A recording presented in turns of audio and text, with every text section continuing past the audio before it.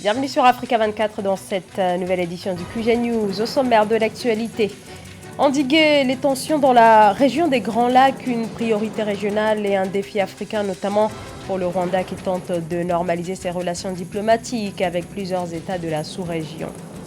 Le monde d'après, quel avenir après la crise actuelle? Le sénateur congolais Guy Loando Mboyo y consacre un ouvrage, une réflexion sur les mesures à prendre pour sortir de la crise.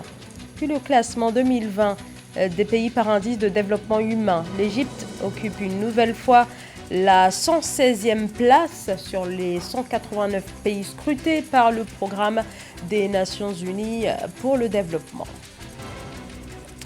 Mais tout d'abord, l'actualité au Ghana où la tension n'est toujours pas retombée 3 semaines après la proclamation des résultats de l'élection présidentielle.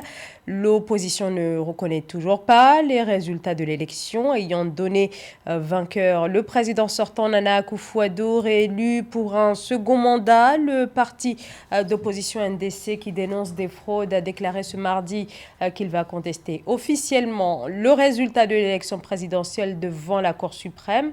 Le NDC, c'est le parti qui avait pour candidat John Mahama, arrivé second à la présidentielle du 7 décembre, face au président sortant Nana Akufo-Addo, crédité de 51,59% des voix.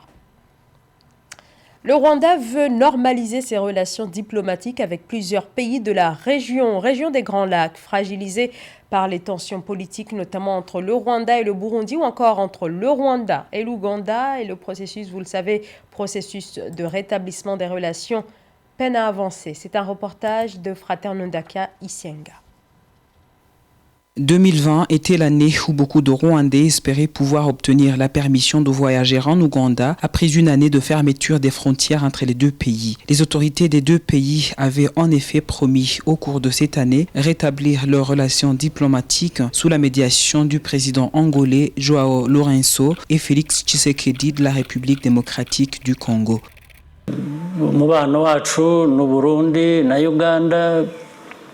C'est vrai, nos relations avec le Burundi et l'Ouganda ne se portent pas bien. Il nous faut faire des efforts pour qu'on puisse à nouveau bien cohabiter. Et comme vous l'avez déjà remarqué, nous avons exprimé notre intérêt à normaliser nos relations avec le Burundi. Mais côté burundais, ils n'ont pas été rapides à réagir favorablement. Mais en tout cas, nous avons essayé. Il faut rappeler aussi que c'est dans l'intérêt de tous. Le président rwandais s'exprimait ainsi en septembre 2020 au cours d'une interview accordée à la chaîne nationale. Le journaliste avait souhaité savoir où en étaient les relations entre les deux pays après l'élection du nouveau président au Burundi. Un mois après cet entretien, les ministres des Affaires étrangères des deux pays se sont rencontrés à la frontière de Nemba pour discuter du rétablissement des relations diplomatiques entre le Burundi et le Rwanda, relations tendues depuis plus de 5 ans. Peacemaking is not easy. You need Le rétablissement de la paix et des relations diplomatiques n'est pas une chose facile. Dans la plupart des cas, ils font des accords qui montrent que les protagonistes acceptent de participer dans le processus. Le problème réside dans la mise en œuvre de ces accords joliment rédigés. Dans le cas du Rwanda et de l'Ouganda par exemple, les médiateurs disent qu'il y aura la reddition des comptes en cas de non-application. Et on ne voit vraiment pas comment les choses continuent à traîner malgré les réunions. Pour rappel, le sommet de Goma qui devait réunir les représentants de la République démocratique du Congo, de l'Angola, du Burundi, de l'Ouganda et du Rwanda en septembre 2020, à l'invitation du président Félix Tshisekedi, a finalement été reporté indéfiniment, en partie à cause de la pandémie à coronavirus, selon les responsables. Le président burkinabé Roch Marc Christian Kaboré, réélu au premier tour le 22 novembre, a prêté serment ce lundi. J'entends gagner le pari de la sécurité et de la stabilité. C'est ce qu'il a déclaré dans son discours d'investiture. La sécurité, le défi numéro 1 du président du Burkina Faso, pays qui fait face à des attaques terroristes quasi quotidiennes. Un président également très attendu sur le front de l'économie, secteur là aussi en crise. Siamlo Victoria Sedji. Un nouveau pari politique certes, mais également économique pour ce second mandat conquis. La réélection de Christian Kaboré à la tête du Burkina Faso est le symbole d'un nouvel engagement fort. Investi ce 29 décembre, le chef de l'État compte restructurer et redynamiser l'économie. Un chantier crucial dans un contexte de pandémie qu'est le Covid-19. Nous devons oser le changement maintenant pour garantir un futur désirable, fruit de notre engagement individuel et collectif et des perspectives de développement pour notre pays. La bonne gouvernance sera en évidence au centre de mes préoccupations. Ensemble, bâtissons le Burkina Faso des générations futures. Un message d'espoir dans un contexte difficile, mais tous les moyens seront mis en œuvre, rassure le chef de l'État, avec une implication voulue déterminante de la diaspora. Et ce nouveau mandat se veut plus pragmatique. La transformation structurelle de l'économie burkinabé doit passer par les investissements dans tous les secteurs clés dans l'agriculture que le chef de l'État compte stimuler. Entre 2015 et 2019, le coton et l'or ont représenté à eux seuls près de 79% des exportations du pays. J'entends atteindre les objectifs essentiels suivants. Engager la relecture de la réforme agraire et foncière pour régler durablement les questions foncières et immobilières. Refonder une véritable administration des services publics sur la base d'une culture de résultats. Renforcer les investissements pour le bien-être social. Asseoir l'économie du savoir et bâtir l'école de demain par la promotion de l'innovation technologique comme moyen par excellence pour transformer le Burkina Faso dans les secteurs sociaux et de développement. Lancé en 2019, le projet Burkina Sat 1 visant la construction du tout premier satellite du pays, censé révolutionner plein de secteurs, fait déjà la fierté des Burkinabés. À l'orée de la nouvelle année 2021, le président Christian Kaboré exhorte tous les Burkinabés au courage et au travail afin de bâtir une économie forte et résiliente. Adoption ce mardi 29 décembre au Parlement togolais d'un tout nouveau code du travail. Cela faisait 2 jours que son examen se poursuivait à l'Assemblée nationale. Une adoption à l'unanimité. Le texte vise à un meilleur encadrement des conditions de travail à travers notamment l'introduction de dispositions qui entendent mieux réglementer la rupture des contrats de travail. Des innovations ont aussi été apportées en matière de type de contrat liant le salarié à l'employeur. Arrive ainsi le contrat saisonnier ou encore celui axé sur le télétravail. Dans son nouvel ouvrage consacré notamment aux conséquences socio-économiques de la pandémie de Covid-19, Guy Loandomboyo s'interroge sur l'après-coronavirus. Il estime que cette maladie a montré les limites des systèmes de gouvernance et de coopération internationale. L'auteur originaire de la République démocratique du Congo appelle alors les dirigeants, notamment ceux de la RDC, à tirer des leçons de ce bouleversement. Reportage Jacques Mboka. Écrit par le sénateur Guy Loando, le Congo d'après, nécessité de changement de cap post-Covid-19, projette une réflexion approfondie sur la situation socio-économique du pays 60 ans après l'indépendance. Dans cet ouvrage, l'auteur donne des pistes pour une meilleure résilience de l'économie après la pandémie de Covid-19 qui, avec tous ses corollaires, fragilise davantage l'économie du pays. Donc cet ouvrage se veut être un outil d'action que tout et chacun doit s'en servir, les gouvernants, les gouvernés, pour essayer tant soit peu d'améliorer les conditions de vie de notre population. Et donc, pour mieux faire les choses, il faut anticiper, il faut prévoir. Et moi, je suis dans la prévention, je ne vais pas subir parce que je n'ai que ce pays, le Congo, qui est mon pays, je n'ai pas un autre pays. Alors j'essaye d'amener ma petite contribution.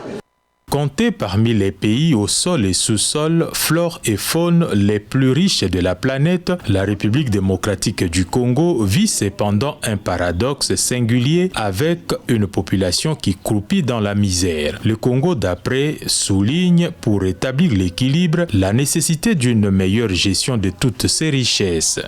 J'appelle alors aux gouvernants de réfléchir des fois sur les affectations des dépenses publiques, du moins pour les années qui vont venir, parce que les recettes seront amoindries et face aux besoins qui sont illimités et aux moyens qui sont limités, il y a une équation de rationalité qu'il faut faire. Parce que les fonds publics soient réellement affectés pour le bien de la population, pour le développement de notre pays. Docteur en philosophie, business et gestion et de l'entrepreneuriat mondial de Scola Eagle Christian University, l'auteur de cet ouvrage est aussi connu pour son engagement dans la philanthropie. Avocat de carrière, le sénateur Guy Loando voudrait, à travers ses livres publiés aux éditions Harmattan, stimuler les sursauts patriotiques de tous pour une rigueur dans la gouvernance.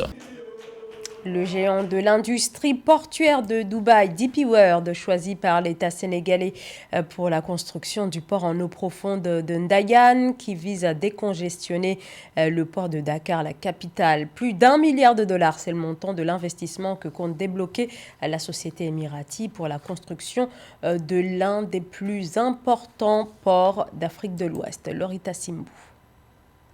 Au Sénégal, selon les autorités du pays, bientôt se fera la construction du futur port en eau profonde de Ndayane. C'est la société Dubai Port World qui a été choisie pour le développement de cette future plateforme portuaire qui vise à décongestionner le port de Dakar. 837 millions de dollars seront investis par l'État du Sénégal et l'exploitant portuaire émirati pour la phase de ce projet. Ce port sera le plus grand de l'Afrique de l'Ouest et pourra accueillir les plus gros navires de l'espace maritime. Il va également être jumelé à une zone économique spéciale pour en faire un véritable pôle d'attraction qui va attirer un grand nombre d'investisseurs et contribuer ainsi à la création de milliers d'emplois pour la jeunesse du Sénégal. Situé sur la petite côte sud de Dakar, le futur port multifonctionnel de Ndayane, qui s'étend sur une superficie de 600 hectares, permettra de décongestionner significativement le port autonome de Dakar, qui capte actuellement 95% des échanges commerciaux du Sénégal, mais aussi 80% des hydrocarbures et 65% des autres trafics du Mali. Le futur port de Ndayane aura un terminal conteneur sur 300 hectares, un chenal maritime de 500 km et un quai de 840 mètres d'une profondeur de 18 mètres. Il pourra également traiter des navires de 400 mètres de long. L'activité portuaire engendre énormément de développement parce qu'il faut pouvoir acheminer les marchandises en dehors du port dans les différents centres urbains, dans les différents centres commerciaux. Et là aussi, cela impose aussi la construction d'infrastructures. Donc aujourd'hui, lorsque l'on veut commercer dans le monde, on commerce à travers les ports parce que c'est le commerce le moins cher. Il est extrêmement coûteux de faire passer des marchandises dans les avions. C'est impensable. Or, le Sénégal bénéficie d'une position géographique exceptionnelle. C'est la pointe dans l'Afrique de l'Ouest. À partir de là, vous pouvez inonder l'intérieur du continent rien qu'à partir du point de Dakar. Dans la zone où il est implanté, Ndayane, il va ipso facto pouvoir connaître certainement, il va pouvoir connaître dans son développement une possibilité de s'étendre dans d'autres zones si l'activité portuaire le demande. Et puis il faut savoir que ce port, à côté de ce port, il y aura une zone économique spéciale qui va être édifiée et qui est une sorte de zone de transit, une zone économique. Notons que de nouvelles liaisons routières et ferroviaires vont relier le port de Ndayane à Dakar, mais aussi au réseau du transport régional. Selon les autorités sénégalaises, ce futur port devrait générer quelques 3000 emplois.